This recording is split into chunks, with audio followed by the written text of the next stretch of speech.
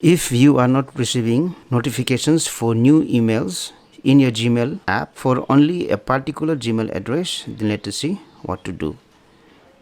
I will go to settings, then I will go to apps, I will scroll down and then I will look for Gmail, then I will go to notifications. Now here I have more than one Gmail account that I have used in my Gmail app, and if you see, for this particular Gmail address I have not enabled notifications.